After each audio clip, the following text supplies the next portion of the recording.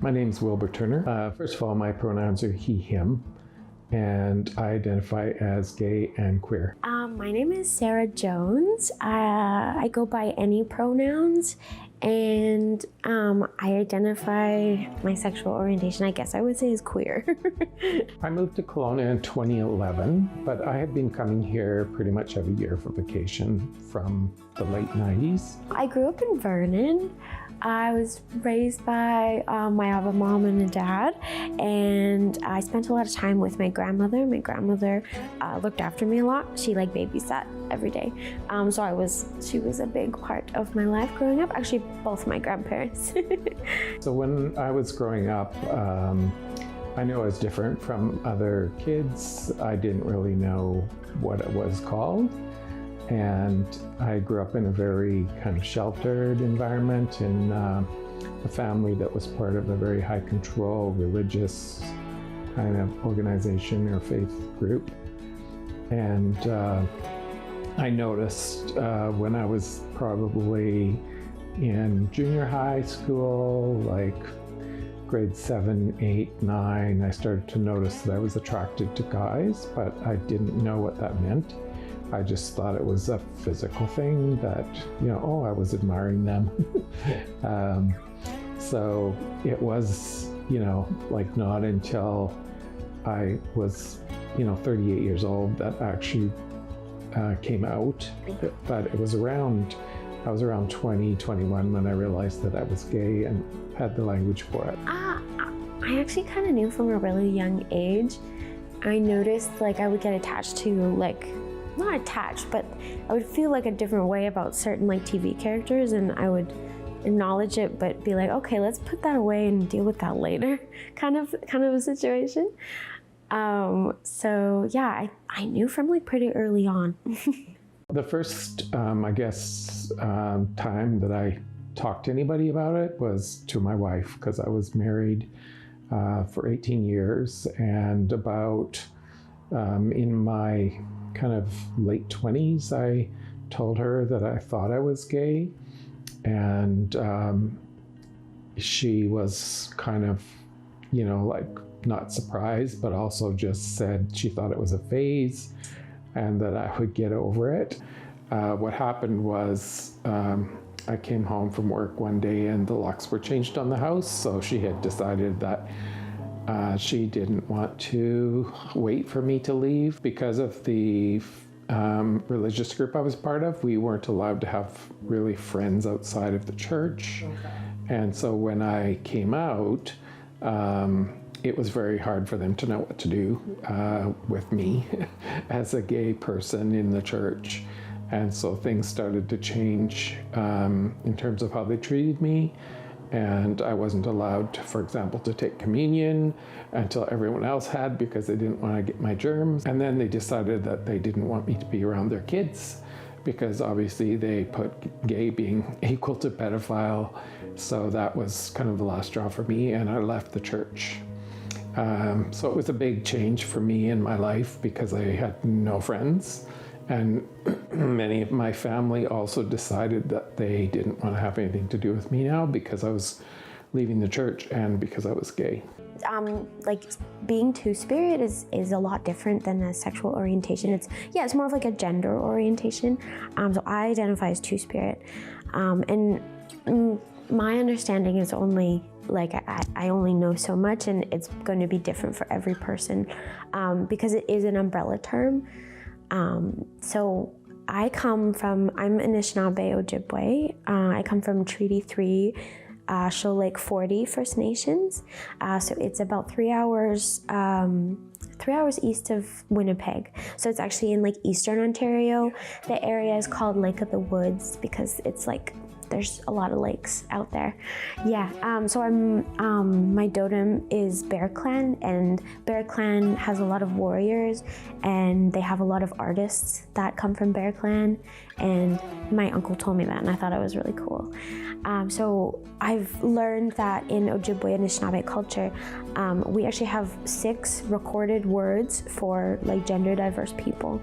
And it's going to be different like for every single nation. But this is kind of just what I've learned for the Anishinaabe Nation. So there's like a very big, large history of gender diverse people in Ojibwe culture, but it's been erased and it's really hard to find due to colonization. It's been stamped out. So it's really interesting having to like learn your culture from a book that's like not written in the perspective of your culture. It's like written from like a white person. So it's hard to really get knowledge and understanding from that, but that's kind of all we have. So the history is confusing and jumbled, and I honestly am still on my journey of learning what that means. But ever since I heard the term Two-Spirit, I felt just very connected to it and kind of like how it fit me. I always, like, since I was a little kid, I never really felt like I fit into like any kind of gender category. I was just me, like I'm just who I am. And a lot of people describe Two-Spirit as having the spirit of like a man and a woman inside of you, and that's like pretty standard, but I know that it's different for everybody, and some of us feel both, some of us feel none, and some of us feel in between. The interesting thing when I came out is that I didn't think I was gay enough to be part of the gay crowd. And so it was kind of a confusing time to come out and decide, like, how am I going to fit in? Like, what is that going to look like? But I actually started volunteering in the community, and so I got to meet people that way. And of course, then I got up courage to actually go to gay bars, which I was kind of scared to go to before. Yeah. And so I started meeting people that way, and I started developing a friend network as well. Like, my identity has a lot to do with my art and my identity and my expression. I'm a reconnecting Indigenous person, so that means I grew up without my culture, but I've kind of come into it in the last couple years as an adult.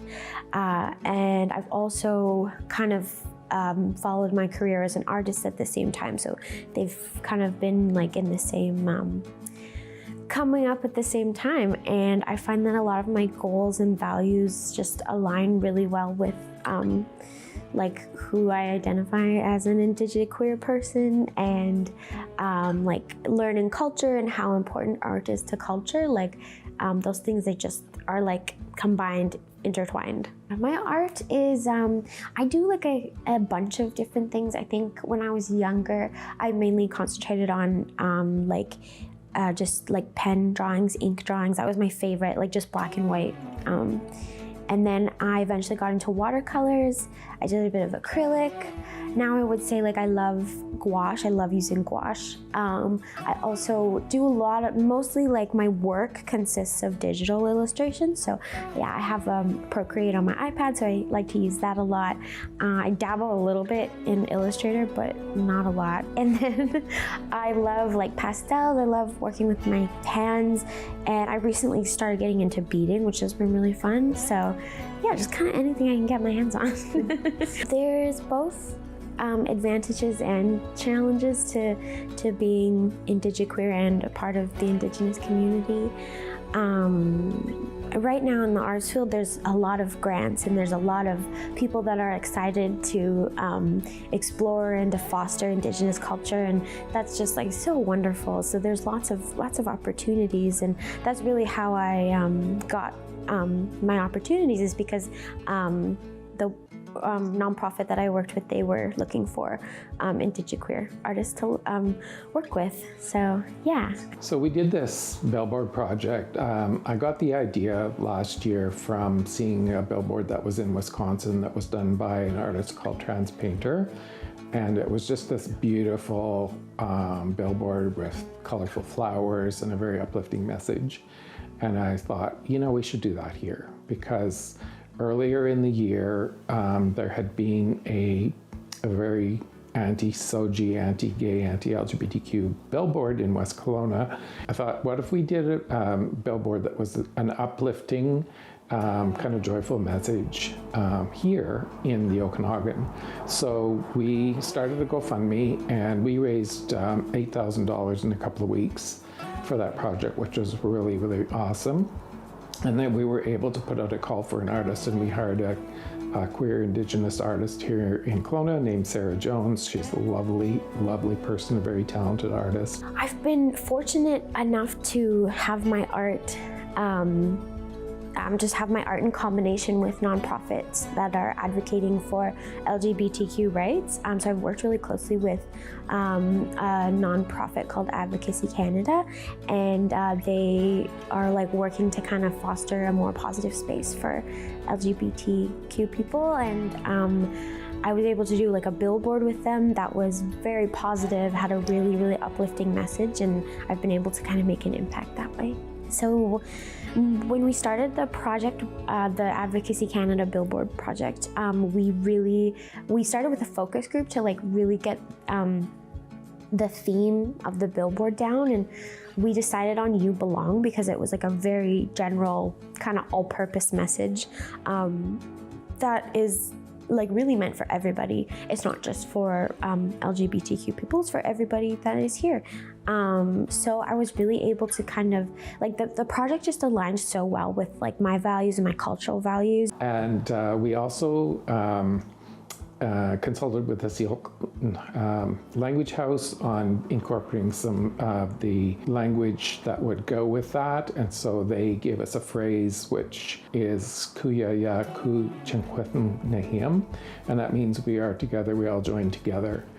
I was able to like put a lot of my culture, what I knew, into it. So there's different symbols on the billboard. So there's a strawberry, which strawberry is like a very important symbol in Anishinaabe culture. There's also a maple leaf, which maple is like a really important resource also for my culture. And it also just kind of reminds me of like the area and of Canada in general. And then there's also an eagle feather, and those are sacred as well in my culture. And an Alberta rose as well, which isn't sacred, but it really always reminds me of like Kelowna and the area, and yeah. So to give some advice to people that are coming out and facing challenges, for example, from family who disown them or don't accept them, or friends that they thought were friends and kind of turn their backs on them, I think it's really important to create your own family. That's what I've done, is find people that feel that family to you, and kind of call them family. But they're people that you can rely on in terms of support. Find things to do in the community to connect with people. Like how I did it was through volunteering to meet people. And that really gives you a sense of, you know, a place that's safe to find community as well. So those are some of the things that I did. We enjoy a lot of community spirit, and there's a lot of solidarity and a lot of folks lifting each other up. And I think that's the message that we need to focus on, not the negative and not the attacks on us, but focus on how we can support each other and how we can find joy and celebrate the joy that is in our community and is present.